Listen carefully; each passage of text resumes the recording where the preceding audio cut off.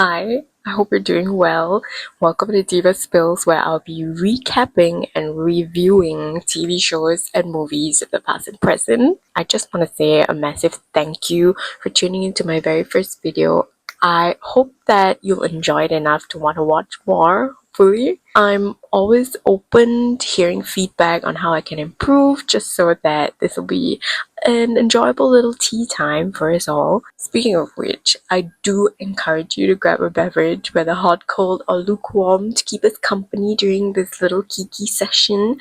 Now, I would have really liked my first beverage to have been tea, but it is way too early in the morning for me to drink tea because I'm gonna pass out. So instead, I have a cup of chocolate milk to keep me company. If you have any movies or TV shows that you'd like me to cover, feel free to leave them in the comments and I'll do it. You can also stay tuned on updates through Instagram or TikTok at Diva Spills. This will be available to watch or listen on YouTube and Spotify. The first show that I'll be covering is MTV's Teen Wolf, which ran for 6 seasons from 2011 to 2017. It was developed for TV by Jeff Davis. It's an action, adventure, fantasy, mystery TV show about a teen boy who's just, ordinary in every way. He gets bitten by a werewolf and then his life drastically changes for 6 seasons. Also, fun fact, it was adapted from the movie Teen Wolf that came out in 1985 starring Michael J. Fox. I have never watched it and I will not watch it, so I don't know if there's any overlap between the TV show and the movie other than the very unique name of Styles Stilinski. A quick disclaimer before we jump in, I am by no means verified to be a critic in any way, so I have no affiliation with anyone. These are just my thoughts and opinions as a viewer. With that, each video is going to cover one season of the show, so we'll be sipping tea about season 1 today, and then there are going to be 5 other videos covering the remaining 5 seasons. I'm also going to do a video on the 2023 Teen Wolf movie, which, by the way, I did not even know that was a thing until I was researching for this video. I know, shame on me. Alright, so the main character that this entire show revolves around is Scott McCall, who's played by Tyler Posey. I think he was a true teen heartthrob. Well, not to me, but to many, I'm sure he was. And he lives with his mother, Melissa McCall, who is a nurse in a local hospital. His bestie, BFFL, is Styles Stilinski, played by Dylan O'Brien, and he's arguably one of my favorite characters in this entire shindig of a show called Teen Wolf. So he also lives with a single parent. His dad, Noah Stilinski, is the sheriff of the town. By now, you're probably seeing that I'm mapping out the little character web on my iPad because number one, printer ink is expensive, girl. Number two, we gotta be eco-friendly, right? So that's why I'm doing it on my iPad. And as we go on throughout the show, as I'm introducing characters, we're gonna see them added onto this little web and we'll see what the connections are so that at the end of the season, we can see an entire web of people, characters, those who are still alive, who may or may not be in the next season. Episode 1, the pilot, the beginning of an iconic show, starts with these two boys, Scott and Styles, scrounging around in the woods at night. Styles had managed to convince Scott to follow him on this late night venture because his dad, the sheriff, they were going around the woods looking for half of a body, and Styles thought, great, sounds like a fun little adventure to have with my best bud, who, by the way, is asthmatic. But you know what? Scott knows his priorities because man brings along his inhaler. Styles eventually gets caught by his dad. And that is going to be a thing that will happen in the next few seasons as well. But Scott successfully manages to hide within the trees, out of sight, and Styles, the sheriff, and the rest of the party, they leave. So Scott's all alone in the woods by now. He starts to presumably hit home when he stumbles upon the top half of a woman, and that's the body that the sheriff was searching for. He gets shook to the core, loses his footing, falls off some I don't know what that is, ledge, cliff, whatever that is, and he loses his inhaler. This is where he gets bitten by a black wolf on the side of his body. The next day, Scott and Styles are in class when our bitten bestie hears a cell phone ringing, but he realizes that it's not coming from inside the class, it's coming from outside. And he can hear a girl having a conversation on the phone. He notices that she can't find a pen. Now, why is that important? Well, because this girl enters the classroom and she's introduced as Miss Allison Argent, the new girl. There's like instant crush vibes and everything because they're like staring at each other like the rest of the world don't matter. And of course, she takes a seat behind Scott and he hands her a pen, to which she is kind of taken aback by, but she accepts it anyway. Weird or romantic? So after class, everyone's like in the corridor where the lockers are, and you have Scott and Allison staring at each other. They have not said a single word to each other at this point yet. So, okay, a strawberry blonde diva, the it girl of Beacon Hills High School, Lydia Martin, played by Queen Holland Roden, comes in and immediately becomes friends with Allison. Her boyfriend Jackson, captain of the lacrosse team Type A for asshole Whitmore, comes into the picture as well, and they start talking to Allison, and they invite her for a party that's happening that Friday night. Our alley girl declines, saying that she has to spend time with her family. Oh, by the way, because Scott suddenly seems to have enhanced hearing, I wonder why. He overhears the whole thing. So Scott and Styles are at lacrosse tryouts. Scott has never been successful in getting into the team because of his asthma. Lydia and Allison show up, probably to support Jackson. And what do you know? Scott's instincts are turned up to 100. He is slaying. So Allison is all like, oh my god, who is he? There was also something about the scene that I remembered. So when Jackson tries to score, Scott catches his ball, and then we see Lydia standing up, cheering really loudly for Jackson's missed goal, all while staring straight at Jackson. What the fuck's that supposed to mean? Anyway, our besties, Scott and Styles, they go back into the woods, I guess looking for the top half that Scott stumbled upon the day before, and or maybe his inhaler.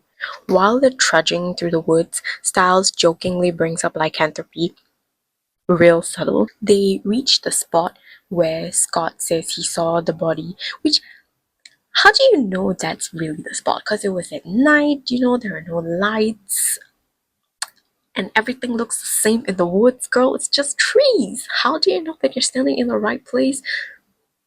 I don't know. Maybe his enhanced abilities have allowed him to smell the place that he was at. They don't really say. But yeah, anyway, they reach the spot that Scott claims he saw the body, and of course, there's nothing there. But it's at this moment that Derek Hale, my teenage heartthrob, shows up. He just stands behind them and he pulls the whole, what are you doing here? This is private property. He tosses Scott's inhaler back to him and then he just leaves. Of course, they had to cue the mysterious, hot character introduction. Styles tells Scott that Derek's whole family perished in a fire 10 years ago.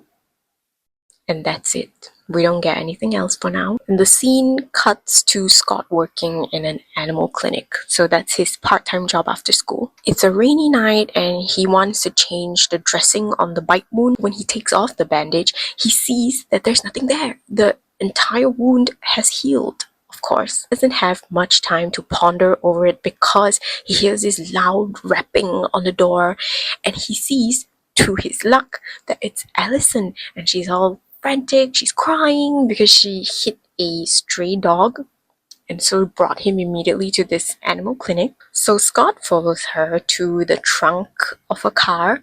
He opens the boot and the dog is reacting aggressively. Scott's all like, I got this, and he uses his werewolf eyes, which are yellow, to like calm it down. Huh? How did he even know how to do that? So they bring the dog inside, and as he's checking the dog for any wounds or whatever, he gives his sweater to Allison because she's soaked from the rain. Do you know what this guy does? He tries to cop a look at her while she's changing. Oh my god. So Allison comes back and she's like, oh, I'm not a girly girl. I don't usually cry like that. Okay. And Scott and Allison, they banter a little bit, and he wipes away the eyelash that was on her cheek. Scott asks Allison to go to the party with him on Friday night, and she agrees. Yes, the same party to which he can't go to because of family time or whatever. Girl just made a friend and she's already lying to her. In school, Jackson confronts Scott because he thinks that Scott's taking some performance enhancing drugs in order to suddenly be so amazing at lacrosse. Valid, to be honest. And after school, it's eliminations to form the actual team. So remember the top half of the body that was found by Scott that the cops were looking for? So it turns out the cops actually have the bottom half of the body, which is the reason why they were looking for the top half in the first place. And Styles is trying to tell Scott right before the eliminations that they found wool fibers on the bottom half of the body. But of course, Scott was too focused on trying to make the team. There's a montage of boys playing lacrosse. Jackson's a dick, but Scott's kicking ass, that whole thing. And Scott makes first line. I don't know what first line is because lacrosse is not a sport that is really played where I'm from. So I had to search it up. But I gotta say that even after searching it up, I don't really understand.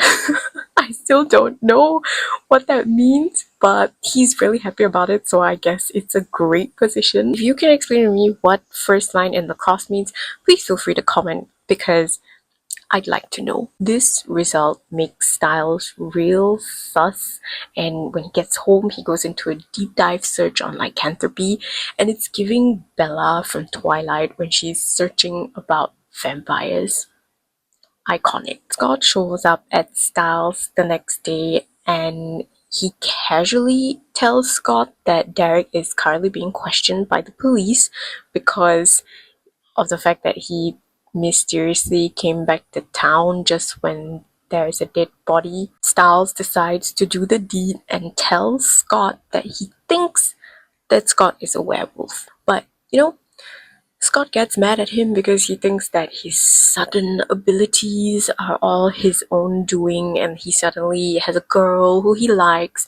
So he gets all defensive, he doesn't really care, he just wants to go to the party on Friday with Allison. Styles tells him that the full moon is going to happen that night, so at this point it's Friday, the same night that the party is going to be. Naturally, Scott doesn't really care what Styles has to say and he goes to the party with Allison. When Scott and Allison arrive at the party, Derek is just standing there looking at Scott, doesn't say a word, doesn't do anything, he just stands there and looks at Scott. I highly doubt anyone invited Derek to a high school party, which also, by the way, was Scott really invited to the party? Because when he asked Allison at that point, he had not made the lacrosse team yet, and also he overheard about the party from Jackson when he and Lydia were inviting Allison on her first day of school.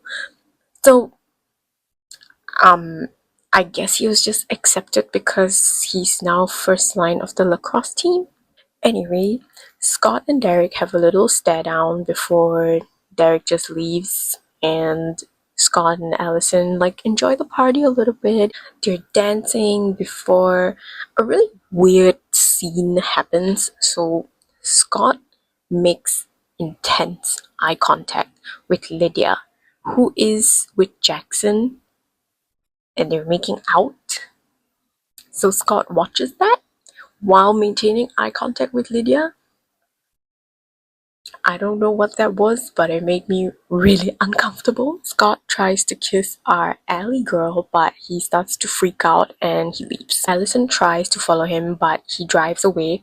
And then Derek appears behind Allison and says that he's a friend of Scott's. Scott is now in his room and he is starting to go through the change. And the very best bestie you could ever ask for, Styles Stalinsky, shows up to help despite all the attitude that Scott was giving. Scott manages to tell Styles through the door that Derek is the one who bit him and he is the one who killed the woman, aka the dead body that they found. Styles is like, because he saw Derek driving Allison away. Scott immediately jumps out of the window and he's in his full werewolf form, so we see it for the first time.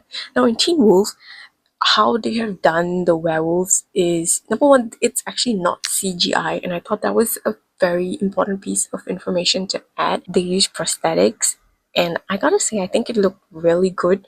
So in the show, they are on 2 feet. They just have a werewolf looking face, if that makes sense. Eye color is different, so Scott has yellow eyes, he has fangs, he has claws, and his hands have fur. He's still fully clothed, is what I'm trying to say. So he just looks like a human werewolf hybrid. Not too gory, it's palatable. Styles drives his iconic truck to Allison's house just to check if she's okay, and she is. Meanwhile, Scott is following Allison's scent and he ends up in the woods. He sees the leather jacket that she was wearing hung up on a tree and he goes a little bit berserk for a moment. Derek was just using Allison's jacket to lure Scott out to the woods. So Derek and Scott tumble around for a little while. Derek obviously kicks Scott's ass, but as they're fighting, if you will, Derek suddenly stills and he asks Scott to run. He doesn't, and he gets shot in the arm by an arrow. 3 hunters appear and they're walking up to Scott, but Derek saves him and they run off somewhere. Derek explains that hunters have been after their kind for years, to which Scott replies very eloquently with the "why did you turn me?" Derek just says that they're brothers now and that Scott will need him again one day. Then he just dips. Scott's walking home from the woods the next day, and Styles, the very best friend, just shows up in his truck and picks Scott up. Now, what does that tell you? That this man, this lovely, lovely friend, has been driving around the whole night looking for his best friend. It gets even better because Styles just starts encouraging Scott and like reassuring him that it's okay. What a darling. At school, Scott tries to apologize to Allison about abandoning her at the party like that. Allison tries to ask him if he's gonna tell her what's going on, to which Scott just replies, "You're gonna have to trust me." Child, you just met. What is there to trust? But Allison, of course, says that she'll trust him. She forgives Scott. Shocker. When her father shows to pick her up from school, and it's here that we see that her father was one of the hunters that shot Scott the night before. This is like forbidden romance foreshadowing, and I live. Episode 2 is a continuation from after we find out that Allison's dad is one of the hunters that shot Scott. Scott's telling Styles about it in the lacrosse changing room and he's freaking out, understandably, as Styles is trying to comfort him. But they go for lacrosse practice right after having this realization and conversation, and Scott still doesn't really have full control over his newfound abilities, so he starts to wolf out a little bit during practice and he severely injures Jackson's shoulder. After the injury happens, everyone's gathered around Jackson and Scott could really feel himself losing it, so Styles immediately rushes him back into the lacrosse changing room and they actually unknowingly pass Derek, which I just gotta ask, is anyone allowed to just walk into the school like this? I know that technically the lacrosse field pitch is not inside the school building, right? But surely there are some restrictions or guidelines that forbid anyone from just walking in. And the coach, the only adult there, doesn't even seem to notice Derek. So, just some questions, that I have. In the locker room, Scott is fully wolfed out at this point. He's in his full werewolf form and he has this uncontrollable rage of trying to hurt Styles. But not only does Styles successfully dodges Scott's attacks, he also defends himself with a fire extinguisher. For someone who is portrayed as clumsy in the show, I gotta say that Styles is pretty nimble in this scene. So pop off queen. Later that night, they Skype each other, and while they're talking, Styles suddenly sends a message to Scott through the Skype chat box, and he says, "I think there's someone behind you." And Scott, do you know what Scott does? Instead of, I don't know, turning around, trying to smell the air inconspicuously, anything, right? Anything. He leans forward to look at himself in the screen to check if there's someone behind him. Oh my god. Number one, I thought that he has enhanced abilities, right? Could he not hear anybody come into his room or smell anybody come into his room? Turns out it's Derek, and Derek smashes him against the wall and he threatens Scott to not play in a lacrosse game that is coming up that week because after he observed how Scott wolfed out even during a practice, he's not going to survive a full game. And to be fair, Derek is right. It's true. It's true. Scott could expose the werewolf identity to not only any hunters who might be in the audience, such as Allison's dad, but to everyone else who doesn't even know that werewolves are a thing. But of course, Scott wants to play. To his credit, he does try to get out of the game. He goes to Coach Finstock, the lacrosse coach, and he tries to get out of the game. But because of his sudden superpowers in lacrosse, the coach obviously wants him to play. And he threatens that if Scott doesn't play, then Scott's out of the team. Scott kind of has no choice but to play. And that's just amped up by the fact that Melissa, his mom, will text him saying that she's really excited to watch him play. He meets Allison in the hallway, who is also excited about watching him play on the weekend. She also drops a little invitation where Allison, Scott, Jackson, and Lydia are all going to hang out after the game. And she said that Styles should come too. She should learn how to read a room because here's the thing, Styles has had a massive crush on Lydia since 6th grade and it's pretty damn obvious with the way that he's acting. So she said that the five of them are gonna go hang out. In class, Lydia basically threatens Scott that he has to play the game because they have to win because she is dating the captain of the winning lacrosse team. And if they lose, because Scott isn't playing, then she wouldn't be dating the captain of the winning lacrosse team, would she? She tells Scott that if he doesn't play in the lacrosse game on Saturday night, that she's going to introduce Allison to other lacrosse team members. I love her. She's such a diva, honestly. And she did all that while solving a math problem. I see that Scott getting enhanced abilities doesn't make him academically more inclined. Styles gets Scott to overhear what his dad, the sheriff, is talking to the principal about. And basically, the sheriff plans to put a curfew in place for the youth to be home by 9:30 p.m. I'm guessing because Beacon Hills is a relatively small town that they definitely do not get murders like this where not only is it a dead body but it's split in half and they still haven't found the top half. But Scott gets distracted because he can hear and he sees that Lydia is already introducing other lacrosse team members to Allison in front of Scott on purpose. What a queen, honestly. She's a girl of her words, you know. Allison also gets the leather jacket back from the previous episode that Derek used to lure Scott into the woods.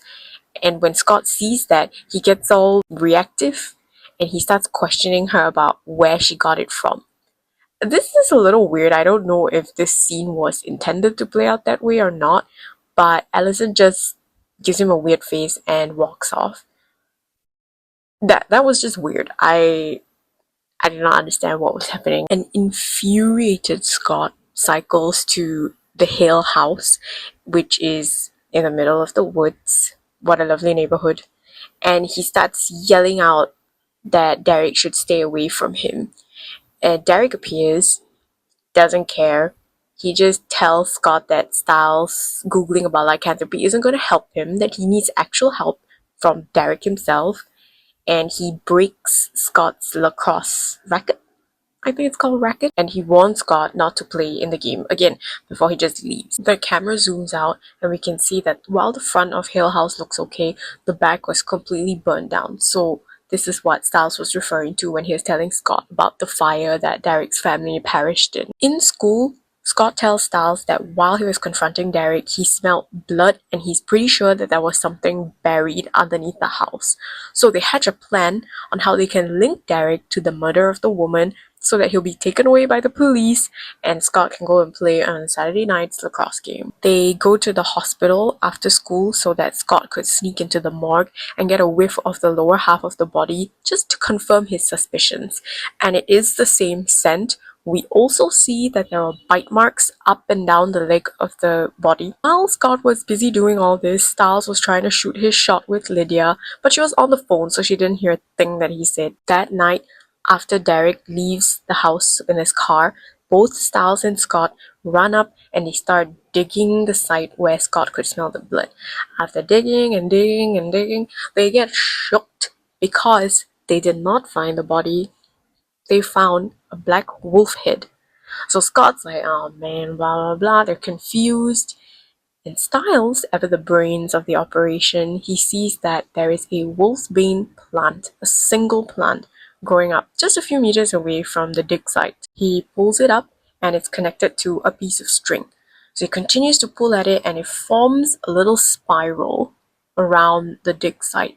And as he does the final tug, we see that the black wolf head has transformed into the upper half of the woman, the same body that Scott saw in the beginning of episode 1. The next morning, Scott watches as the cops arrest Derek, and he is so visibly pissed. Styles sneaks into the cop car when they're all preoccupied, and he confronts Derek about the fact that he knows that there are different kinds of wolves in the wolf community.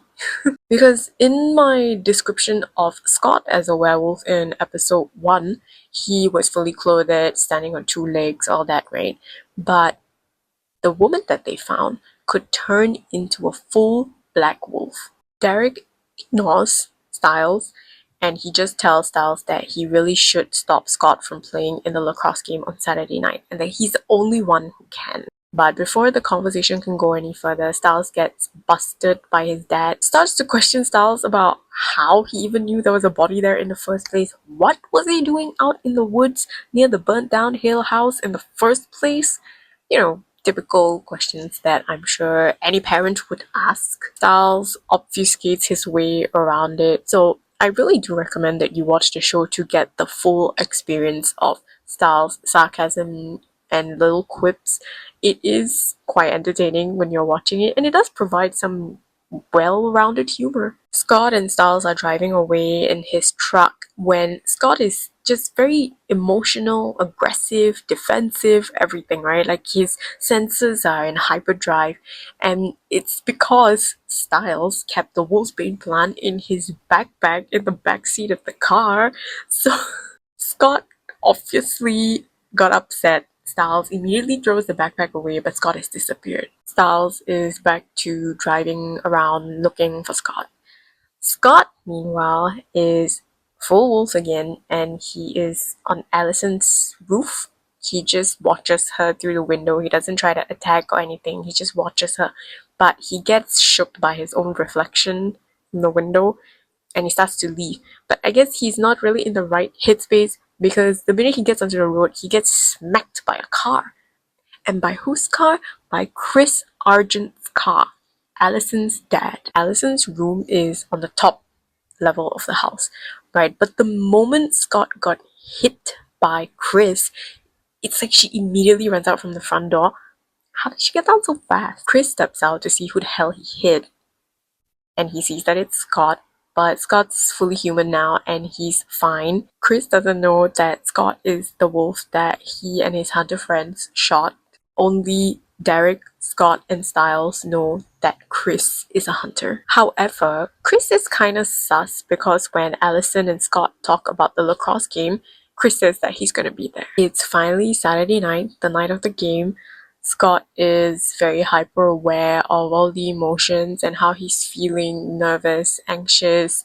Styles gives him the worst pep talk ever. Lydia doubles down on her threat to introduce Allison to other lacrosse team members. During the game, Jackson acts like Jackson and he's internally trying to compete with Scott on the field.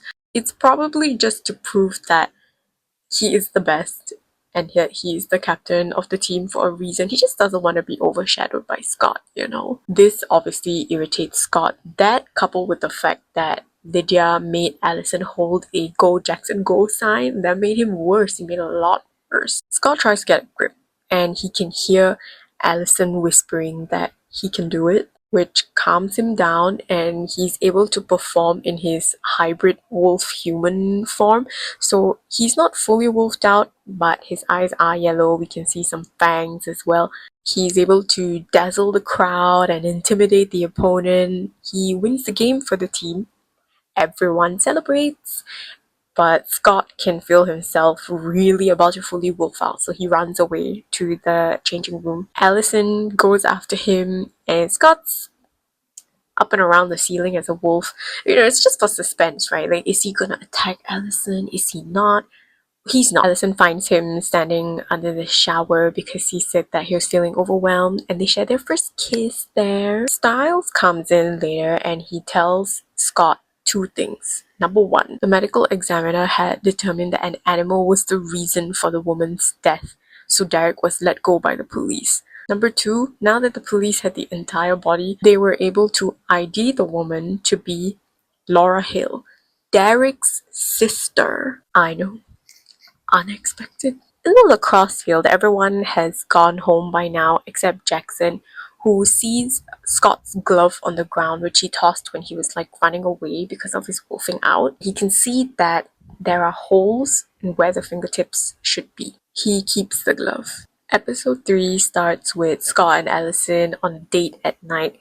They're in school for some reason, so they run out of the front entrance and they go into an empty school bus. They make out. Then Scott wolfs out and attacks her. Well, it was just a dream, but Scott's really afraid that he might have actually done something to Allison, but he just couldn't remember. So he's freaking out about it as he tells Styles when they walk into school. Styles just thinks that Scott was having a bad dream because he is nervous about their first date. Scott actually had the audacity to tell Styles that he thinks he should go up to Derek and ask him for help on how to control himself after everything that they put this man through. As they walk out of school, they see that there was a bloody, damaged school bus, the exact one that Scott saw in his dream. So Scott's like desperately looking for Allison, but our homegirl is fine, so she's okay. Scott's happy, but he thinks that he must have still done something. In class, everyone's attention is suddenly drawn to the paramedics wheeling a body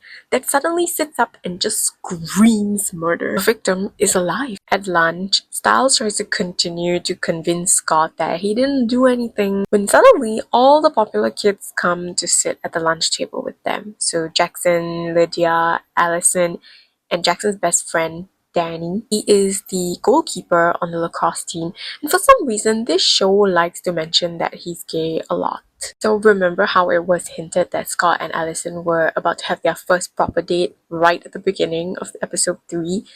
Yeah, so Allison told Lydia about it, and Lydia thought it was just like a friend hangout thing, so she self-invites Jackson and herself to a little bowling date. Jackson isn't pleased, but Lydia's audacity, I live. The group discusses theories about what could have happened to the man, and it's revealed here that Lydia pretty much dumbs herself down just to boost Jackson's ego or like to make him seem that he's smart and everything. Oh, Lydia. No.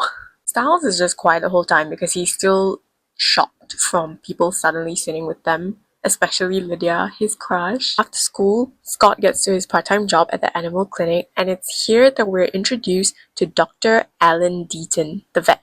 The sheriff shows up with a police dog, and Scott is like, for sure that he is done for. Turns out it's just a routine check for the pup. Also, in almost every animal interaction so far since Scott was turned, they have reacted aggressively to him. But for some reason, the police dog was just chill. I don't know if the producers forgot about that detail or something. Anyway, the sheriff asks Dr. Deaton what he thinks about the attack on the victim in the school bus. He describes a wolf attack, and Scott's like 100% sure that he is the one who did it. Scott goes to the hospital under the guise of bringing dinner for his mom because she's the nurse there, and he actually sneaks into the room that the victim was kept. We find out that the victim was their bus driver. He really freaks out at the sight of Scott. Our boy goes to Hale House looking for Derek, asking for help as he shares about the bus incident and what he saw. Derek is of zero comfort, but he does say that he will help Scott if Scott does something in return for him. He doesn't elaborate what it is, but he tells Scott to go back to the scene, take in the scent, the sight, to try and jog his memory. At night, Scott and Styles go to the school. Styles keeps watch as Scott goes into the bus and he tries to remember what happened. Scott comes to the conclusion after seeing flashes of what happened that he was there that night, but not to attack the bus driver. He was trying to save the bus driver. It was Derek who was trying to kill the bus driver. Styles says it doesn't make sense. Thank you, because why would Derek ask Scott to go back to the scene and relive the memory if he is the one who killed the bus driver? I really feel like poor Derek is taking the brunt of accusations around here just because he mysteriously came back after 10 years or whatever. The next day, Lydia is helping Allison get ready for their weird double date, but Chris rains on her parade and says that she can't go out because of the curfew. This good girl Allie actually sneaks out her window and the group goes bowling. Lydia, Allison, and Jackson are great at bowling, but Scott sucks. I thought being a werewolf meant that he would have these enhanced abilities, right? Like how he was suddenly fantastic at lacrosse, but child, he is not putting that skill to good use. Jackson is straight up sus about Scott, and he tells him that he's pretty sure there's something else going on, something other than performance enhancers. After the date, Scott drops Allison home and she goes back through her front door. I thought she sneaked out. And to make it worse, Chris was watching through the window. Also, is no one actually following the curfew? The police implemented curfew. The youth of Beacon Hill seem to be having a wild time not adhering to any of it. On the other side of town, Derek was getting gas while the four of them were having their bowling date when Chris and some hunters show up and like passive aggressively threaten him. One of them smashes his window and they leave. So we see that Derek knows that Chris is a hunter and Chris knows that Derek is a werewolf. Derek drops in at the hospital to pay a visit to the bus driver just to see if he could get anything out of him. But when the bus driver sees him, it's a reaction that none of us would expect. He starts apologizing to Derek. He recognizes Derek and he starts apologizing over and over and over. Then he codes and dies before Derek could even get anything out. Styles goes over to Scott's house and he tells him about the bus driver who had passed. Scott decides to confront Derek about the bus driver thing and he brings up Laura's murder as well. Derek finally shares something, and that is the fact that the only reason he came back to Beacon Hills is because Laura went missing. But Scott is somehow so adamant that Derek killed his own sister, and indirectly the bus driver as well. He threatens to tell the sheriff all this, and a fight breaks out, tumble around before they both calm down. And Derek tells him that neither he or Scott is the reason that the bus driver is dead. Also, in Derek's werewolf form, it's the same as Scott, where he's fully clothed on two legs and all that, but he has blue eyes instead of yellow eyes. Scott says that Derek ruined his life because of the fact that he bit Scott. But for the first damn time, Derek says that he didn't bite Scott, that there was another werewolf, an alpha, that he and Scott are what they call betas.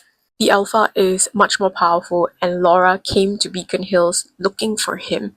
So now that she's gone, Derek feels like it's his turn to go looking for this alpha. But he needs Scott's help, because since he was bitten by an alpha, he is now involuntarily a part of the alpha's pack. I'd say the main plot of season 1 truly begins here. In episode 4, we see a blonde woman driving around town at night when she gets attacked by a black wolf.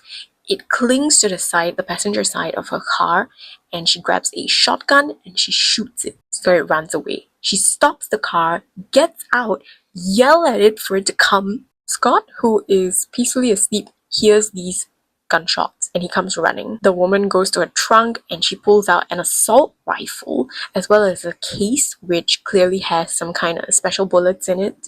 Divas, let me introduce you to Kate Argent, Chris's sister, Allison's aunt. Now you're gonna love her or hate her, but I love her. Derek appears out of the shadows chasing this black wolf, who we now know is the alpha, and Kate just shoots in the direction and she shoots Derek. And Chris arrives at the scene and Kate tells him what's going on. Oh, and Scott, he was just hiding in the corner watching this whole thing go down. Kate tells Chris that Derek has 48 hours, and we see that Derek has some purple bullet lodged into his forearm. The next day, a horrible, sickly looking Derek appears in the school, and he runs into our baddie Jackson, who thinks that Derek is Scott's drug dealer. Derek ain't got time for that. He just asks where Scott is, and then he claws the back of Jackson's neck on accident because he's not able to control his phasing. Derek goes around seemingly unnoticed by everyone. He overhears Scott telling Styles that he was meant to go to Allison's house after school. Cue to everyone going home, and Styles is about to get into his truck when he almost runs over Derek. Scott sees that, he runs over, there's a whole commotion, all the cars are backed up because of this, and our favorite characters who we know are all getting out of their cars wondering what's going on. Derek gets into Styles' truck per the request of Scott, but not before telling Scott that he needs to help him find what the bullet type is because he knows Kate, and he knows that Kate is an Argent. Scott cycles to Allison's house and he reaches the same time as her, even though she drove way to not be suspicious. And she obviously questions it, but he just says, oh, I took a shortcut. They go to a room and do some stuff. Meanwhile, our new favorite duo, Styles and Derek, are arguing like a married couple on the side of some road as Styles frantically keeps texting Scott about Derek's worsening condition. Scott and Allison somehow manage to peel themselves away from each other as they roam around the house, and he sees a picture of Kate. So he finds out that the woman is Allison's aunt. They go into a garage and she shows him her compound bow because apparently she used to do like archery when she was younger. They also see that there are guns stacked up because Chris is some kind of firearm dealer. Chris and Kate come back from the very mundane activity for hunters, grocery shopping, and Scott is asked to stay for dinner. He's thoroughly interrogated by Chris, but somehow manages to pull through with his charm before he excuses himself to make a call to Styles because Styles has just been bombarding his phone with messages. Styles complains and Scott tells Styles to bring Derek to the animal clinic. Derek takes the phone and he urges Scott to find the bullet that Kate used to shoot him. So he sneaks into Kate's room and he goes through her bags and he finds the case. He sends a picture to Derek and he Googles the Latin inscription on it for us to find out that it's actually a bullet that contains wolfsbane, which is why Derek is in this predicament right now. Scott takes a bullet out from the case and immediately tries to leave. Okay, here's the tea. When Kate took out the case in the beginning of episode 4, there were probably only a dozen in the case, and each bullet had its own placeholder. She only used one, which was to shoot Derek. Which was a killer shot, by the way, but don't you think she would notice that a second one is missing and that the only possible culprit is Scott? Anyway, Scott just makes it right on time to the animal clinic because he steps in to see that Derek is about to cut his own arm off since he vomited black blood. He crushes the bullet and uses the wolfsbane powder on the inside to remove the bullet that was lodged in his forearm. Scott threatens to tell the Argents about Derek if he doesn't stay away from them. What an idiot. And Derek, oh Derek, he really splashes cold water on our Scotty boy's face. He brings Scott to this long-term care facility and he introduces his uncle, Peter Hale, who is wheelchair bound. His body is half burnt. He's non-verbal, non-communicative. He can't even move. He's just in this very stoic situation. Meanwhile, our favorite murderous siblings, Chris and Kate, talk about how Derek is going to be the one to lead them to the Alpha. So they know, and I don't know how, but they know that there is an Alpha. Also talk about this hunter's code that they have about not hurting innocent werewolves. And we can see that Chris is quite tightly bound by it, but Kate, oh Kate darling, she don't give a shit. Back on Derek and Scott's side, oh, Derek knows about the code, but he said that the Argents don't care about the code when they set the fire on Hale House 10 years ago, murdering non-wares and children. Tea is piping, honey. Episode 5 starts with our favorite red flags, Lydia and Jackson, at a DVD rental store. The Alpha shows up, terrorizes the store, kills someone, and actually walks up to Jackson, but he doesn't kill Jackson. And Lydia, sweet dear Lydia, was taking pictures and videos of herself in the car while she was waiting for Jackson. The Alpha crashes out of the store through the window and she unknowingly catches it on camera. Stiles and his dad were hanging out before the sheriff got the call about this incident, so they rushed down to the scene. Scott and Derek were on the roof of the video store talking about how they were gonna find out why the Alpha has been killing certain humans. Scott, he freaks out on Derek about schoolwork, and Derek just dismisses it because of the life or death situation that they are currently in. Derek says that if Scott doesn't kill the Alpha, then the Alpha is gonna kill Scott because it's some kind of rite of passage or whatever. Scott tries to wiggle out of it, and valid to be honest, because he didn't really ask for it. Meanwhile, Kate gives Allie a birthday present, and it is the family heirloom necklace. It has some kind of symbol on it, and when Allison asks her about it, she just tells her to Google it. Upon finding out that it's Allison's birthday, Scott and Allison decide to skip school and go into the woods to do whatever it is that teenagers do in the woods. Back in school, Jackson looks like shit. Those claw marks that he had gotten from Derek back in episode 4 looked like there was some kind of necrosis shit happening up in there. Okay, it was disgusting. Like, child, how are you gonna keep that exposed, right? And nobody says anything about it. Somehow, Derek just shows up in school again and he asks Jackson what he saw at the DVD rental store. But Jackson just brushes him off. Stiles visits a drugged up, traumatized Lydia, and in the process, he sees that she has a video of the Alpha on her phone. At the same time, Kate and 2 hunters show up at Hale House to torture information out of Derek. Kate is rather merciless with her 900,000 volt tool, but you know what? We love a strong queen. Kate tells Derek that she didn't kill Laura, and she is telling the truth because apparently as werewolves they can hear the heartbeat. When someone is lying, it will rise. When someone's telling the truth, it will maintain at the same rhythm. So Derek could tell that she was telling the truth. Kate finds out that Derek doesn't know the identity of the Alpha either, so she tries to kill him, but he escapes. Noah, the sheriff, pays Dr. Deaton a visit, showing him CCTV footage that they got of the attack at the DVD rental store, and they can see that once the wolf jumps out of the store, the shadow of the wolf turns into a man. But Dr. Deaton acts suspicious as hell because he gives the sheriff absolutely nothing. Everyone in the world was trying to reach Scott. He didn't show up for work. Styles is trying to tell him about the video, and his mom is spam calling him because, oh yeah, it's the night of the parents-teachers conference. Allison and Scott were dancing around in their own world, of course, with their phones off.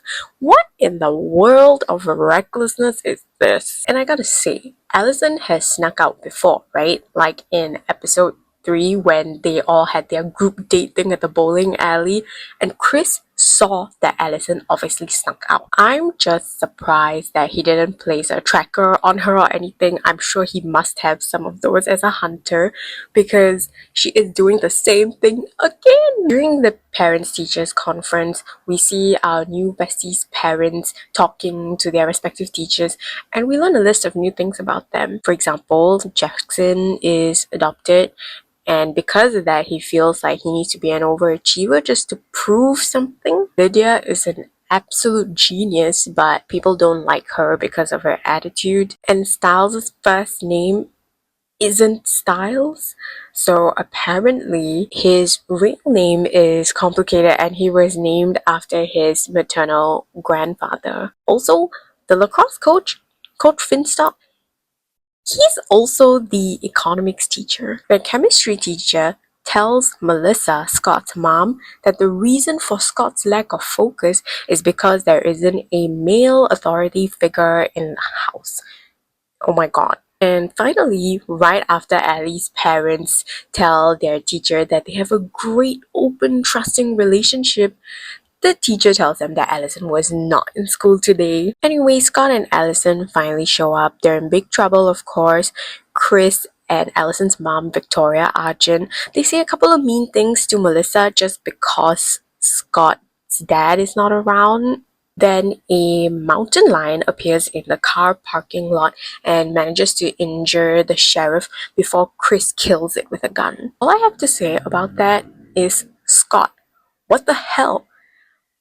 I thought he was supposed to be able to smell these things. It's like his senses are selective or something. Episode 6 starts with Derek pulling an impromptu training session with Scott where he pretends to be like the alpha chasing after him. But ultimately, Scott fails this because Allison starts calling him on his phone and Derek can obviously hear the ringtone and locate Scott. Derek warns that Allison is a massive distraction and that Scott should really stay away from her at least till after the upcoming full moon. Then he smashes Scott's phone on the ground. Scott reluctantly agrees, but we all know that the lovebirds can't stay away from each other, so he's still sneaking into her room to see her. There's a scene where they're basically getting frisky in Allison's room, but then Kate, my queen, comes a knocking, so Scott has to go and hide because Allison is also grounded from seeing Scott after the whole parents-teachers conference thing in episode 5. Allison pretends that she's just been doing her history project the entire time, and Kate tells her something about the Beast of Gévaudan. I'm so sorry if I'm mispronouncing it. It's from 1900s France. The scene plays out similarly to when she presented Allison with her birthday gift in the beginning of episode 5. She kind of tells Allison about it, but then just tells her to Google it.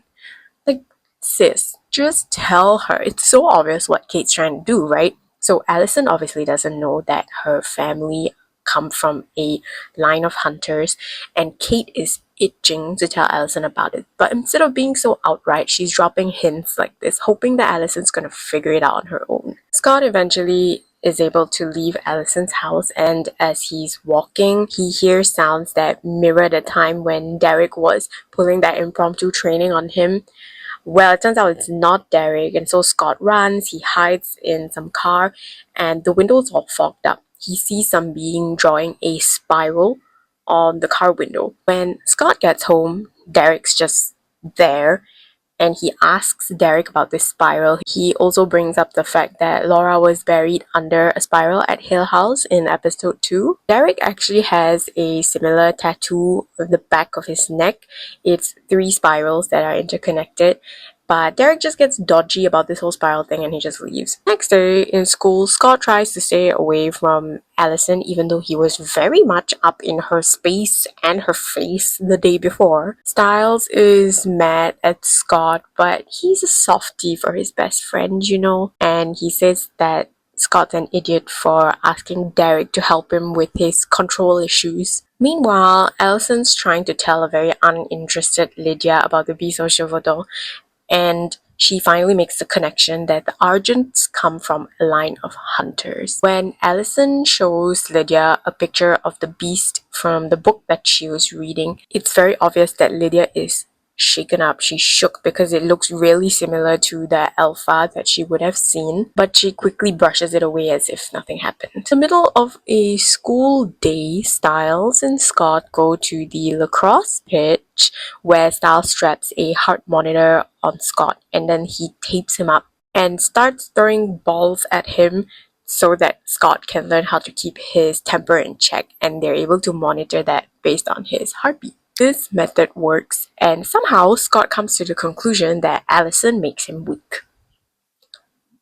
Huh? Is in class, Scott's getting called out and ridiculed because he's a pretty shit student, and we can hear like he's still wearing the heart monitor, so we can hear his heart rate rising and the device starts to beep, but it almost instantly calms down when Allison holds his hand from behind. Styles corrects Scott's stupid conclusion that Allison makes him weak, thank you, and he says that Allison is actually Scott's anchor. Like in episode 2 during Scott's first proper lacrosse game when he's like freaking out and he's losing his grip and Allison was encouraging him under her breath, how he instantly calmed down and was able to play the game. And even in the changing room after that, when Scott's already in his full werewolf form crawling around in the ceiling, but he manages to calm down and share their first kiss, Scott has a whole "oh my god, I love her" moment. It's kind of cute though, it is kind of cute, even though he made a very stupid statement about her making him weak moments ago. The theory is concluded after Styles' brilliant idea of scratching someone else's car and placing the blame on Scott, who gets beat up. He manages to keep his temper in check, his emotions in check, and he successfully does not phase. Oh yeah, remember Jackson? He still looks like absolute shit. He smells rotten and he looks so weak. He actually hallucinates a claw coming out of his mouth when he looks at himself in the mirror. He goes up to Allison and he apologizes for being an ass. They talk for a little bit and they finally become friends. In other news, Derek goes to visit Peter, trying to see if he can get some kind of response, some kind of clue, some kind of answer. He tries to ask Peter if the alpha could be a Hale who survived the fire, but they just don't know. He unfortunately doesn't get anything out of Peter. He leaves, and when he goes to his car, he sees a piece of paper stuck onto his windshield. It's a photo of a deer that's dead, but it had a spiral drawn on the side of its body. Yes, the same spiral that everybody seems to be talking about in this episode. The one that Laura was buried under, the tattoo on Derek's neck, and the same one that that beast or being, which I'm assuming is the alpha, drew on the window when Scott was running away. Derek pays Dr. Alan Deaton a visit and asks him about this picture. Dr. Deaton says that he's clueless, but Derek is able to pick up from his heart rate that he's lying. So he threatens him, ties him up, and interrogates the vet. Scott appears, presumably for a shift, and he tries to stop Derek from basically killing his boss. Derek finally reveals the meaning of the spiral. It is a werewolf sign for vendetta, and the were will not stop killing until they are satisfied. Derek tries to continue his interrogation / assault on Dr. Deaton, but Scott stops him and tells Derek to meet him in the school in an hour. In the school parking lot, Derek shows up with an unconscious Dr. Deaton who's tied in his back seat. Scott and Styles appear and they go into the school. They tap into the PA system where Scott will give a howl to see if that would wake Dr. Alan Deaton and if he would turn into the alpha. In my opinion, it didn't really sound like a howl. It just sounded like a very loud growl. Derek was mad when they returned because it was way too damn loud. We see that Dr. Alan Deaton is missing from Derek's car when they finally remembered that that was the main reason that they went to the school at night in the first damn place. Derek had one job, one single job, while the boys were inside the school. While they're talking, Derek gets clawed in the back real deeply by the alpha. He is just thrown to the side while the boys run back into the school. Just a few observations here. You've got two werewolves. You're telling me that they couldn't smell or hear anything? They've both encountered the scent of the alpha in its werewolf form before. Would their attuned senses not be able to pick it up? Also, both Scott and Styles were facing Derek when he got clawed in the back. Did they not see anything? The last thing, no big deal really, but goddamn, the whole point of them coming to the school in the first place was to see if Dr. Alan Deaton would turn into the alpha. Not only was he not being watched when he disappeared, which was a stupid idea by the way, because how is Derek supposed to take the alpha down alone when he has not been successful before? Also, should they not have been on high alert anyway? Because whether Dr. Alan Deaton is the alpha or not, it would have definitely still shown up after Scott's howl growl thing. Episode 7 is a continuation of the boys running away from the alpha. They run into the school and they barricade the main entrance. They run into a classroom and they can see that Styles' Jeep is just a dash away. Styles concludes that Dr. Alan Deaton is the alpha and that Derek is dead, so they're on their own when his car battery gets thrown in through the window. So all they have left is Derek's car, which is a little bit further away. Scott asks Styles to call the sheriff, but he's hesitant, and rightfully so. I mean, the sheriff is still recovering from his injury from the mountain lion as well. They go and hide, but get caught by the janitor, who is then mauled by the alpha, who has now entered the school and has blocked the outside of the main door so the boys can't get out that way. In the middle of all this chaos, Jackson and Lydia go to pick up Allison because Scott doesn't show up. Literally had no idea that they were even supposed to meet in the first place. I thought he was still avoiding her. They drive to the school because Allison got a text from Scott asking her to urgently meet him there. She goes into the school first while Jackson and Lydia wait outside. Before she goes though, there is some kind of flirty interaction from Jackson's end towards Allison, which doesn't go unnoticed by Lydia. They inspect Styles' damaged Jeep and Jackson immediately goes into the school after seeing claw marks. Lydia follows him in, not knowing why. At this point, all 5 of them are in the school now, and Jackson actually sees the alpha briefly before it just disappears. Scott hears Allison's ringtone when Lydia tries to call her, so he uses Styles' phone to call Allison, and they all meet up in the lobby where it's revealed that Scott didn't actually send the text. The alpha starts chasing them, so they all run and hide in, I think, the chemistry lab. They start barricading the door urgently until Styles points out that there are massive giant windows, ever the logical one. Allison grounds out that she really wants to know what's going on, and Styles blurts out that the janitor has been killed. Everyone starts to push for answers now because they were all under the impression that all these murders were over since the mountain lion was killed by Chris. Scott lies and says that it's Derek. He blames Derek for all the murders, including the janitors, Laura's. Oh, Derek. To be fair, he's dead, right? Lydia tries to call the police. Finally, a sensible action.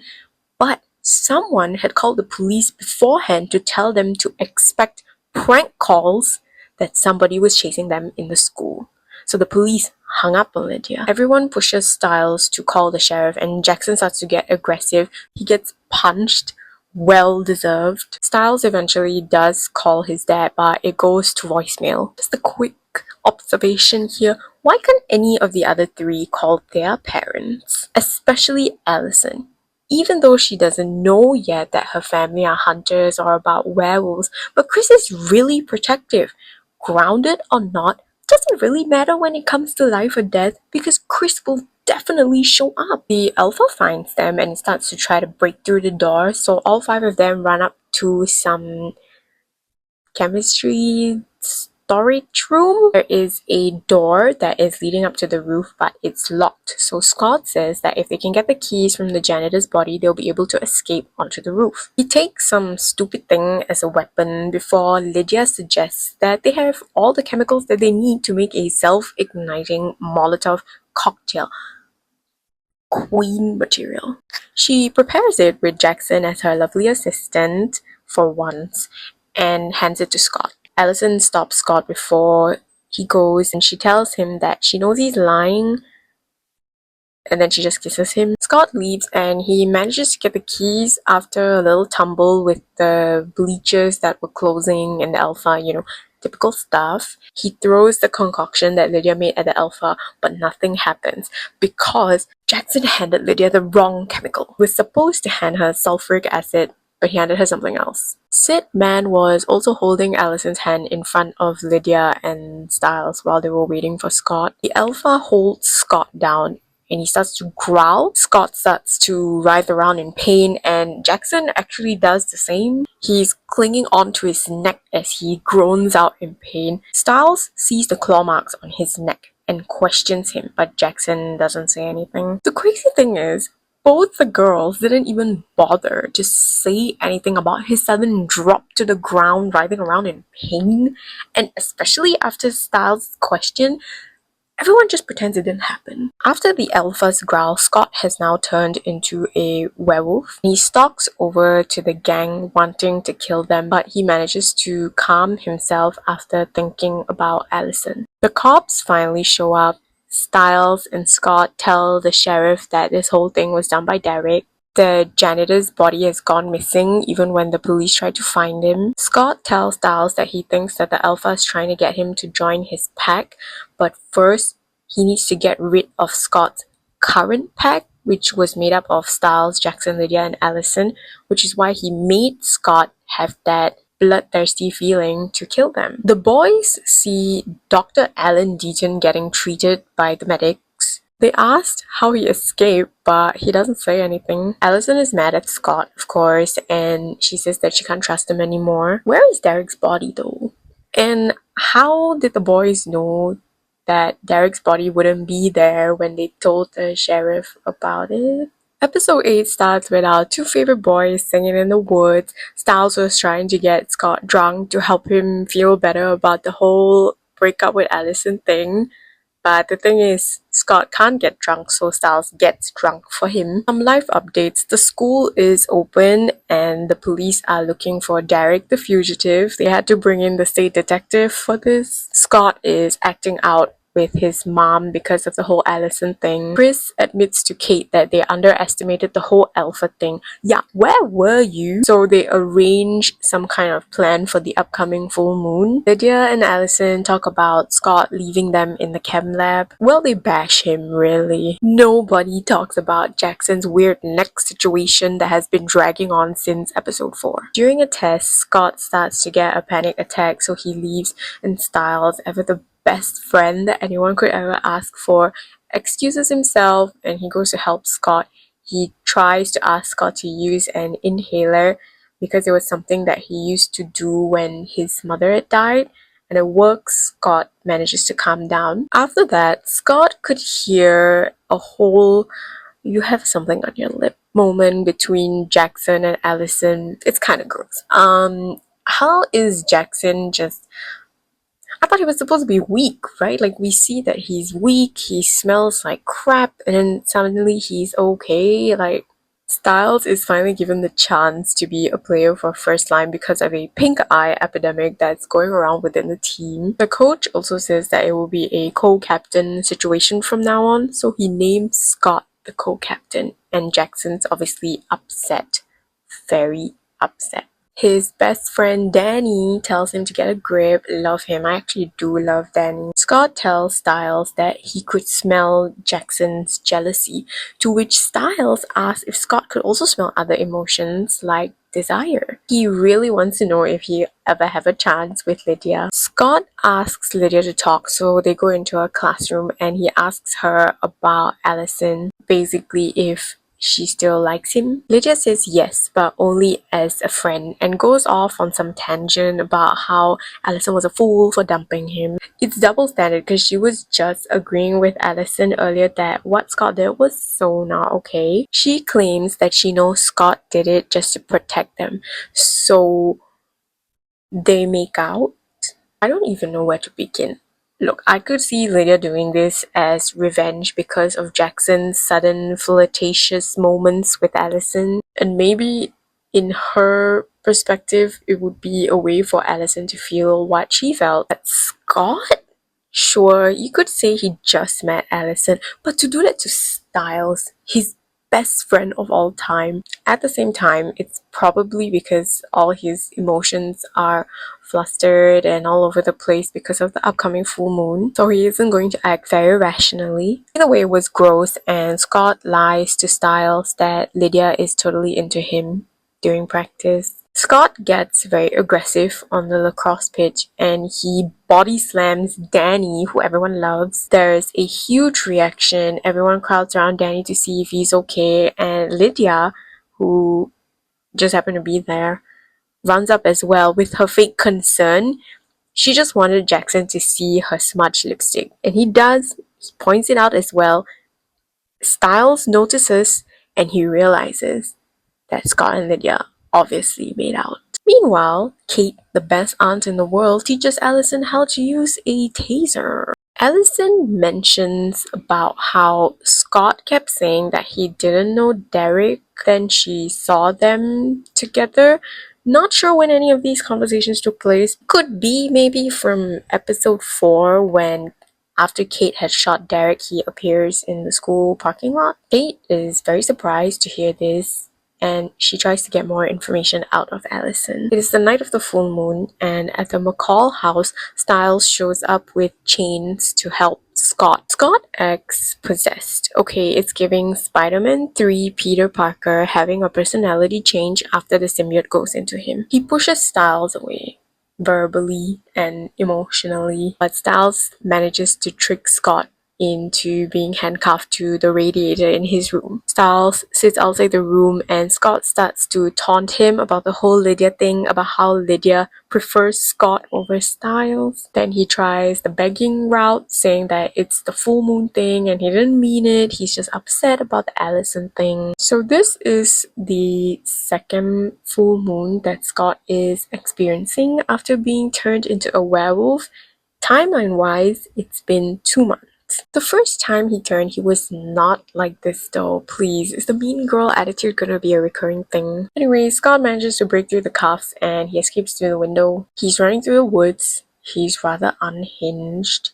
He sees Jackson's car parked somewhere and Allison and Jackson are in it after bumping into each other at a store. They had got to talking in his car. They both feel like what happened in the school that night was not because of Derek. Randomly, she also thinks that her father is lying and that he knows more about what happened in the school than he's letting on. Well, he does, but I don't know how she knows that. Anyway, Scott sees them, right? And he has this vision of them making out because he's so, like, on edge from the full moon. He loses it and he jumps onto the roof of the car before he gets smacked off by Derek. He's alive. They rumble around a bit. Derek kicks his ass again, and Scott finally goes back to normal. Styles, oh my god, Styles.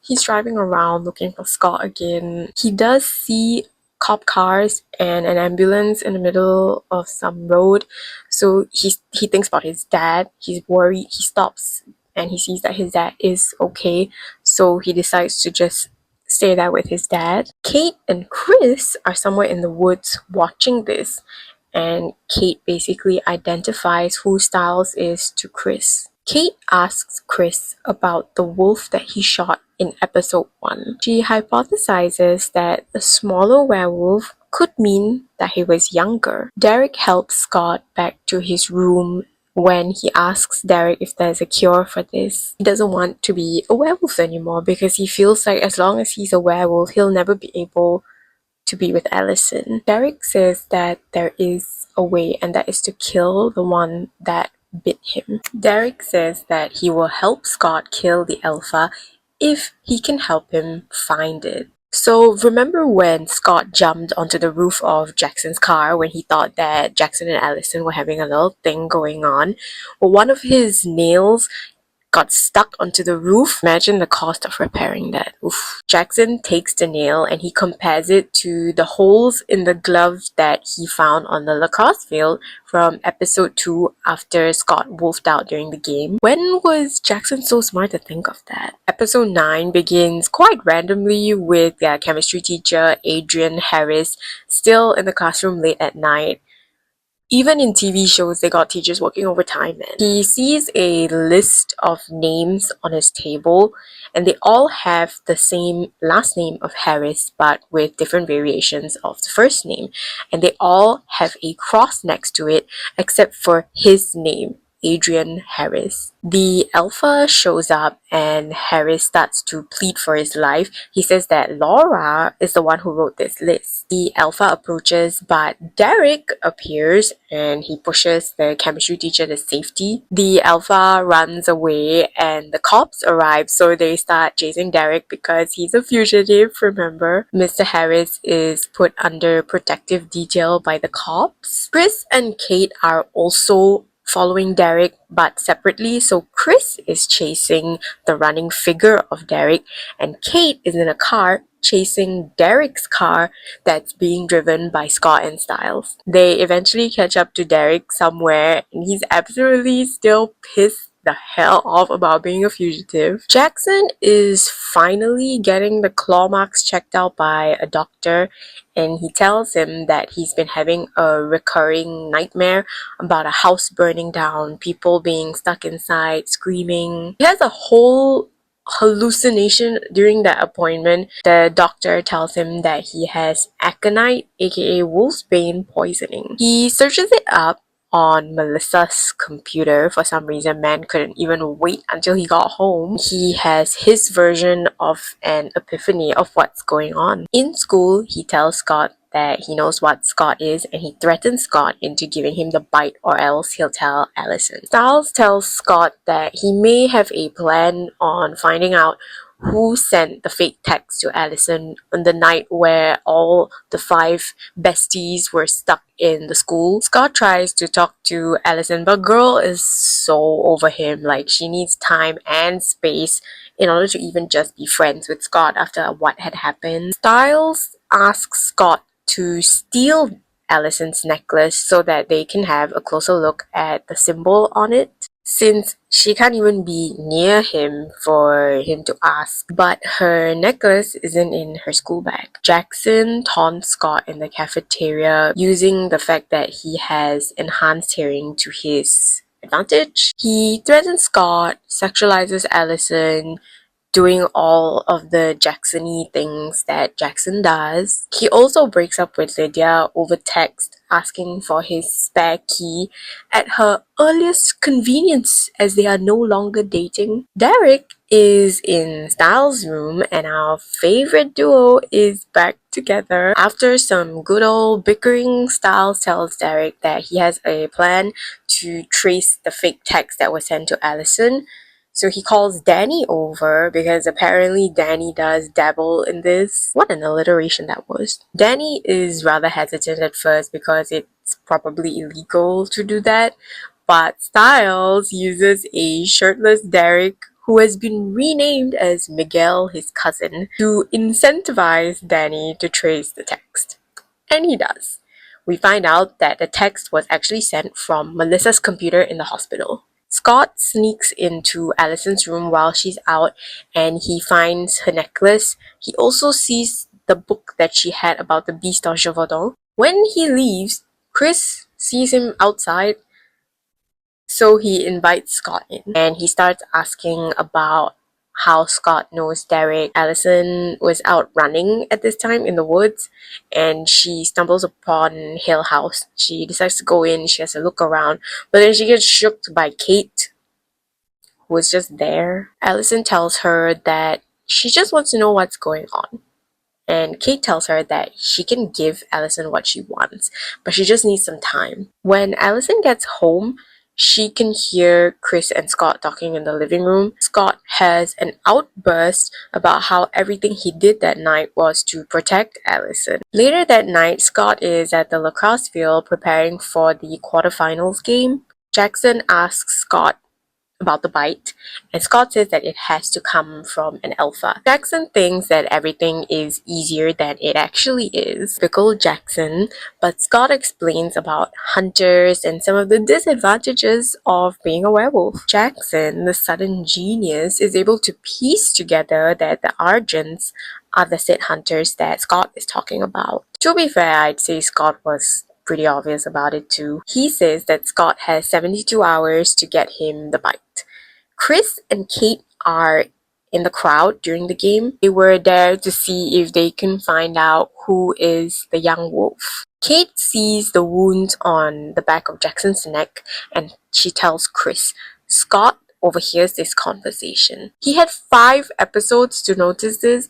Again, I'm just stuck on how nobody noticed this at all. Styles, who was supposed to play in the game because of that whole pink eye epidemic, was on the way to the hospital with Derek in tow. They wanted to verify if the text really came from Melissa's computer. Styles gets his head slammed into the steering wheel by Derek because of the Danny thing. You just have to watch this scene. Like, me explaining it is not funny. Like, you have to watch the scene. The dynamic between Derek and Styles, better than any couple on the show. Styles goes into the hospital and he can't find Melissa, so Derek tells him on the phone to look for Peter's nurse. Styles goes into Peter's room and he sees that there's nobody there. Derek is silent for a while before he has a moment of realization and he tells Styles to run because Peter is the alpha. Yes, his uncle, the stoic, half-burnt, non-verbal victim, is the alpha. The said man appears with his nurse and Style concludes that Peter's nurse is the one who must have sent the fake text to Allison. Derek comes to the rescue, but he gets beaten around by Peter. He's obviously much stronger since he is the alpha. He heals his fake scarred face. He said that killing Laura was the push that he needed to become fully healed and to also take the alpha title from her. But he says that he didn't do it on purpose and that he needs a chance to explain. The sheriff talks to Adrian Harris, who tells him that he met a girl in a bar 10 years ago. She had asked him questions about how to use chemicals to melt the lock of a bank vault, for example, how to start a fire, and then a week after that, Hill House was set on fire. He says that he doesn't know her name, but he drew a symbol that mirrored the one on Allison's necklace. Episode 10 begins with a celebration. Beacon Hills High School won the quarterfinals game. Scott tries to go looking for Styles, but he bumps into Allison, who congratulates him, and they have a little bit of banter. I think that her overhearing Scott and her dad talk in the living room helped ease her mind a little. Jackson notices this and he tells Scott that he will help him get Allison if he gets him the bite. We also learned that there will be a winter formal in 3 days. When Scott is alone in the changing room after his shower, the lights go off, Derek and Peter appear. Scott figures it out.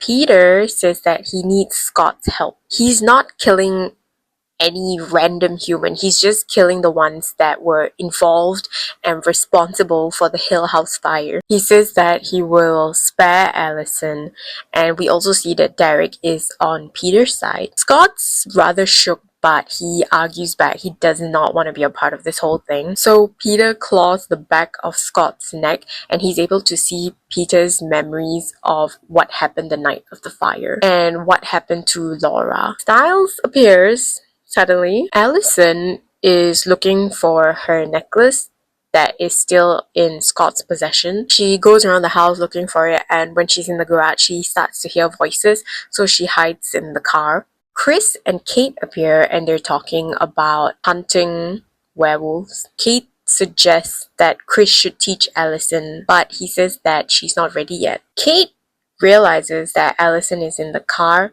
and she leaves a little something for Allison to look at when she leaves. It's arrowheads. Jackson is driving along somewhere when he has car trouble and it stops in some kind of parking lot. Chris shows up and he says that he can help Jackson, so he starts to pretend to inspect Jackson's car. Jackson is all nervous about it because he now obviously knows that Chris is a hunter of werewolves. But Scott and Styles come to the rescue somehow. I guess they were keeping watch on Jackson and or Chris. They drive away with Jackson and Chris removes the device that he had planted on Jackson's car. So Chris obviously thinks that the young werewolf that he's looking for is probably Jackson. Scott and Styles feel the same because they tell Jackson this, but Jackson, he just blames it on Scott and says that Scott doesn't know how to utilize his abilities. Well, he's not entirely wrong. We've seen Scott fumble the bag a few times here and there. Allison brings Lydia into the woods under the guise of running an errand before shopping. Allison asks Lydia if she would be okay if Jackson asked Allison to the winter formal, but just as friends. Lydia says it's okay, and Allison, girl, she says that it's not like she's gonna bring Jackson to an office and make out.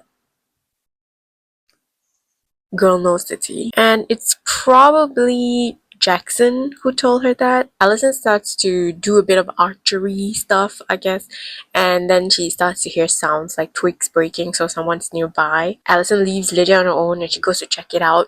She accidentally tases Scott. Scott was there to return her necklace when he pretended that he had found it in school and was just coming to return it to her. At night, the sheriff is working the case at home, and Styles gives him a little bit too much whiskey for the sheriff to become a little bit chatty. He reveals that the bus driver was the insurance investigator for the Hill House fire. He was actually fired for suspicion of fraud, and the video store clerk that was killed in the beginning of episode 5 was a convicted felon for arson. Allison decides to visit Scott to talk. She tells him that she feels that her family is lying to her. She's overheard Chris and Kate talking about Derek. Melissa interrupts them because she's already gorgeous looking for a date with a new medical representative in the hospital.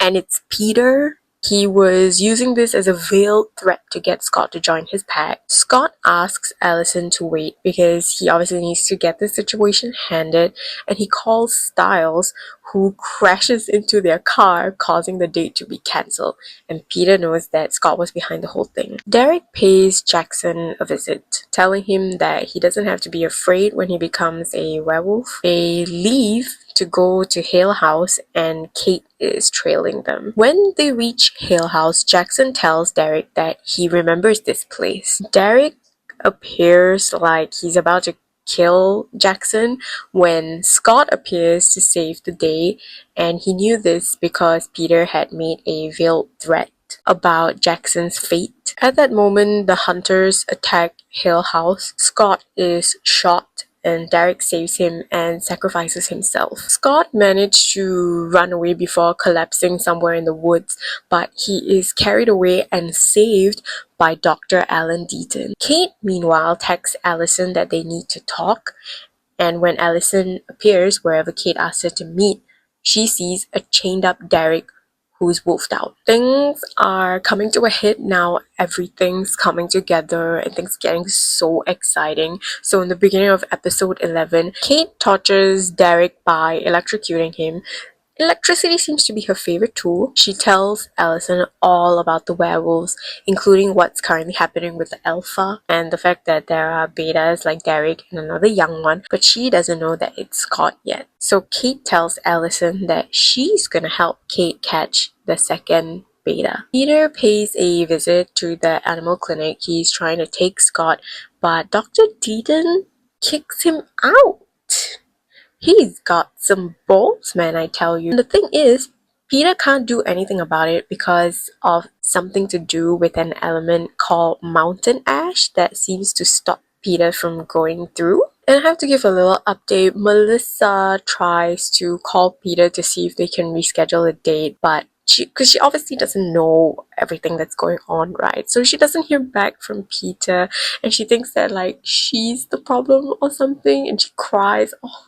Kate is still trying to interrogate Derek about information on the second beta, and also the potential fact that he might know the alpha's identity now. And we find out, a rather steaming cup of tea, that Kate and Derek used to be in love.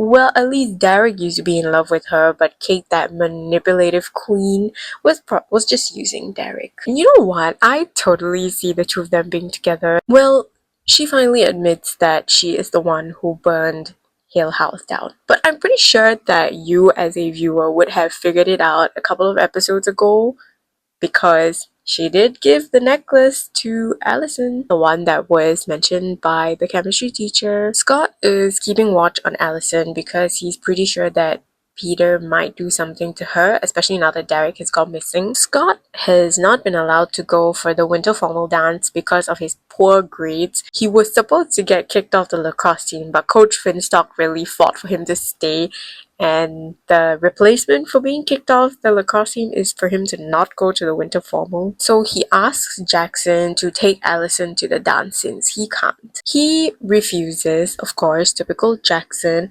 but Scott kicks him around a little bit and he finally agrees. Good for him, really. He deserves that. I just gotta say, why is Jackson suddenly so spry?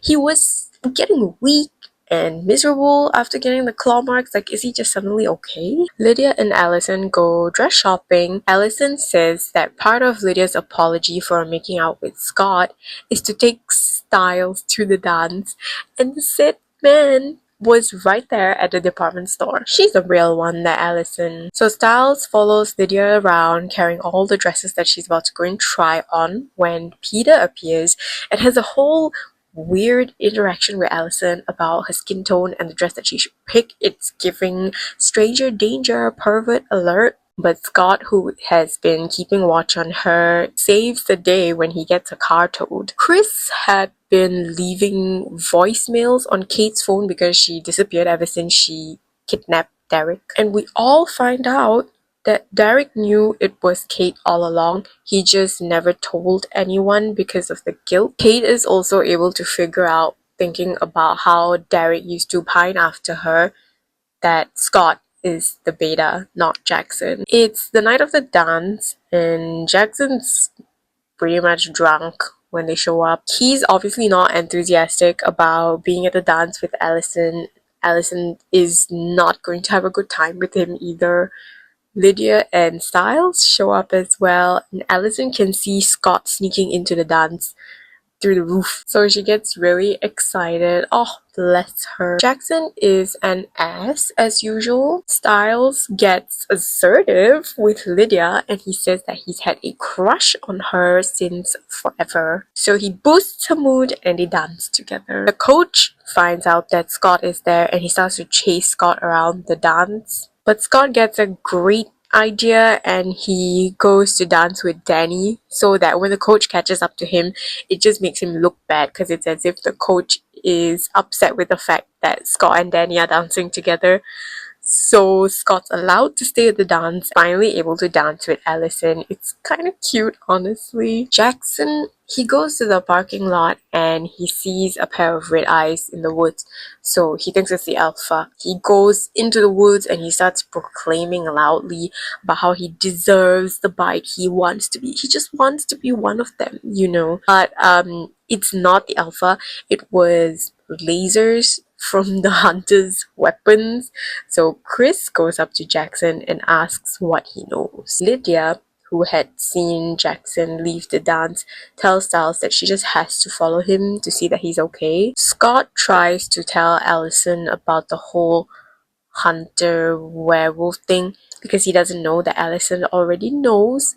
But Allison still doesn't know that he's a wolf, but she doesn't want to talk about it right now, so he just tells her that he loves her. Jackson told Chris that Scott is the beta, and he tells Styles what happened when he gets back into the school. Lydia is still outside looking for Jackson she goes to the lacrosse field. Peter appears and he bites her just as Styles comes running in. He tries to save her and Peter keeps asking where Derek is. Styles says that Derek took Scott's phone in the night where Kate had planned that ambush on them at Hill House. So maybe they can find him through GPS. Allison and Scott run out and go into a school bus to have some alone time. It's like deja vu in episode 3's dream. Chris and another hunter show up in 2 cars and they go in to ram Scott, but his wolf reflexes kicks in and he jumps up on top of the cars and he has turned into a werewolf. Allison sees this. Okay, we've made it through 11 episodes. It's now time for the season finale of season 1. I can't believe that we have gotten here. I've been yapping and yapping and yapping. The light has changed like 5 different times. My hair has been changing every few seconds. But we are here and we're almost done.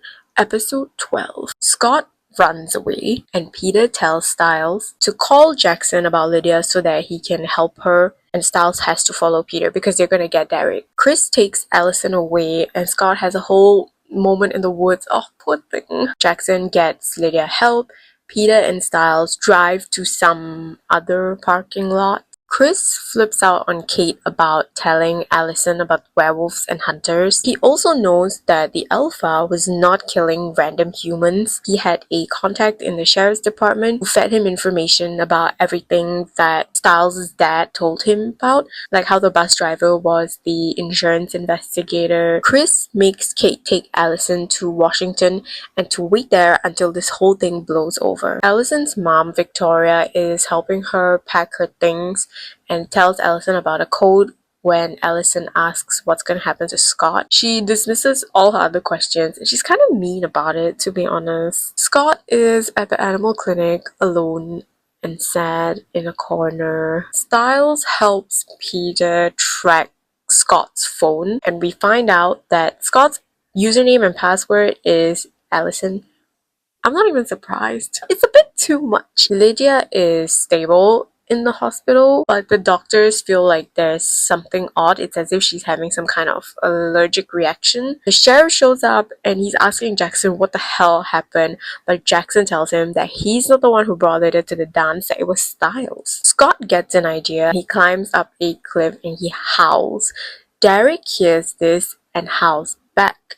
At the same time, Peter hears that howl, and Styles has found out the location of Derek. It's under Hill House. Allison shows up at the hospital to visit Lydia, and Kate tells her that this is what all werewolves are like, even Scott. Before Peter leaves to get Derek, he actually tries to tempt Styles into getting the bite, but ultimately Styles refuses. He runs to the hospital after Peter crushes his car keys, and when Styles gets to the hospital, he tells the sheriff that he will help him. The sheriff reveals that he knows that Hill House was arson and not an accident. They have a witness who said that they saw a young woman with a particular necklace that had a very distinctive pendant, and Styles finally gets it. Okay, it's a bit muddled up, but here's a recap or a little breakdown of who knows what.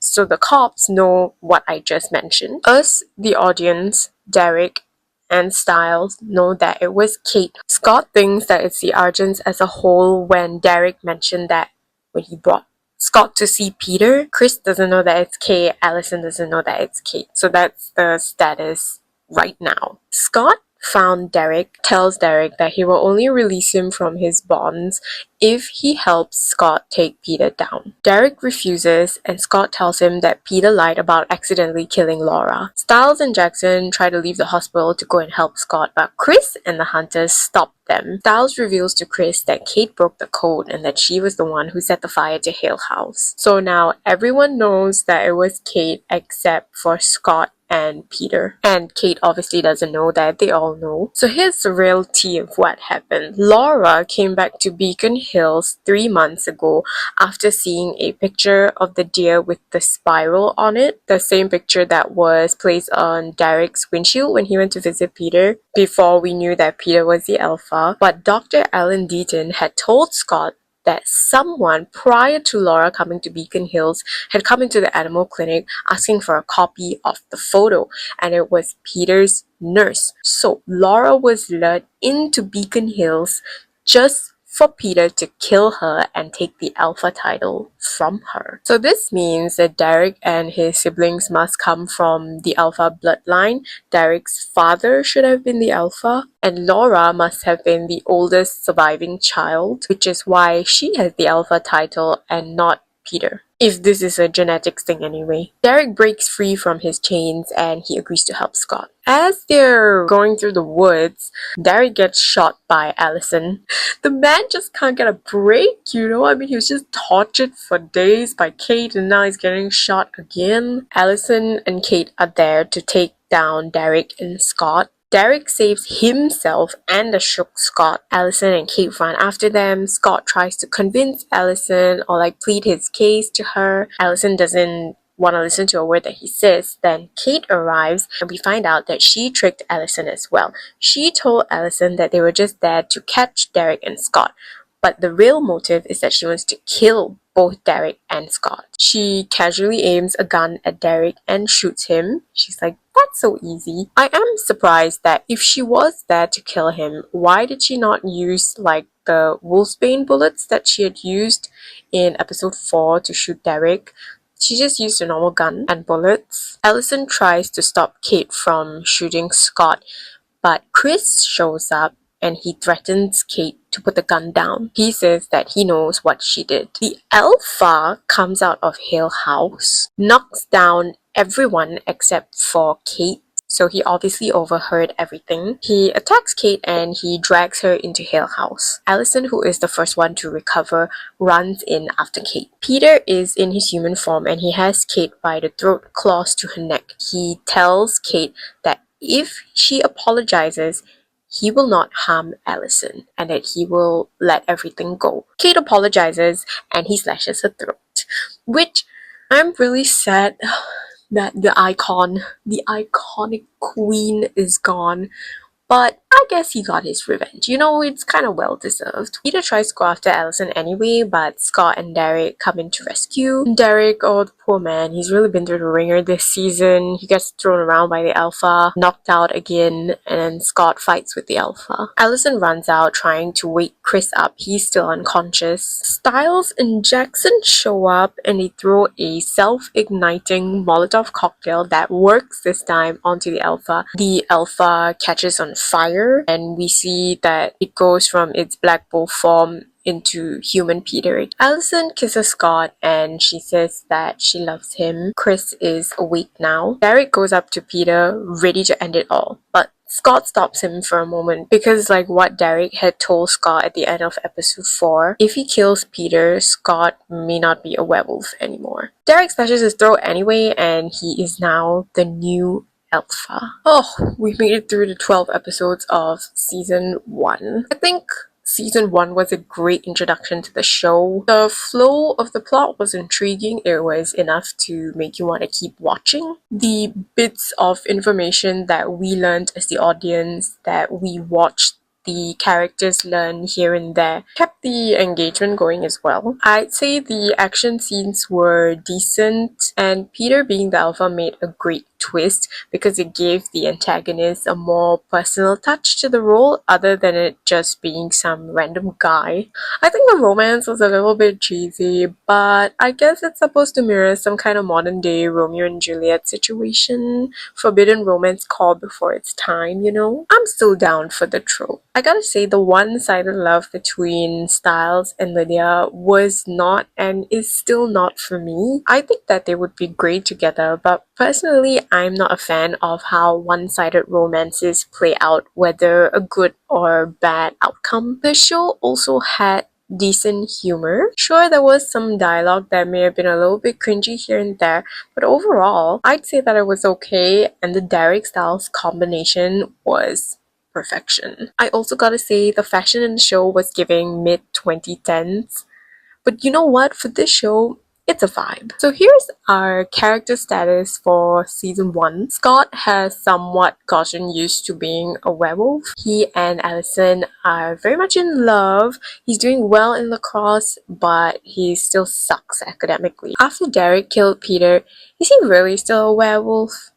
Well, we wouldn't have 5 more seasons and a movie if he wasn't. Allison finally knows that Scott is a werewolf and also about her family's legacy, history, and their current active role of being hunters. She seems to have accepted these rather casually. Styles is a good guy. He is still Scott's best friend and a loyal Lydia follower. Lydia did not turn into a werewolf because Scott and Styles actually do visit her in the hospital, and we see that her bite mark is still there. It did not heal. So she is not a werewolf, but it is hinted that she could be something else. She is still unconscious in the hospital. Jackson has been presumably given the bite by Derek because after this whole thing finishes, he goes to Hale House asking Derek for the bite. He had very minor character growth of begrudgingly helping Styles to throw the self-igniting Molotov cocktail at the Alpha, I guess. That and bringing Lydia to the hospital. Derek got his revenge on Peter, and he is now the new Alpha. I assume his name has been cleared for the murders of Laura and the other humans. They don't really say. Peter, the uncle who we thought was in such a poor predicament, was the Alpha responsible for all the murders and some emotional damage, as well as being the reason as to why Scott is a werewolf. And he got his revenge as well by killing Kate, and Peter is now in turn dead. And Kate, I really loved her. Well, she was left in Hill House and the Argents put the necklace back onto her, so the police knew that she was the one responsible for the Hill House fire. Well, it seems that my cup is empty, and that means that our Kiki is over. Thank you so much for watching and listening. I'm really grateful that you took the time to hear my yapping. I really hope to see you in the next one where I'll be sipping tea on season 2 of Teen Wolf. Have a gorgeous day. Bye!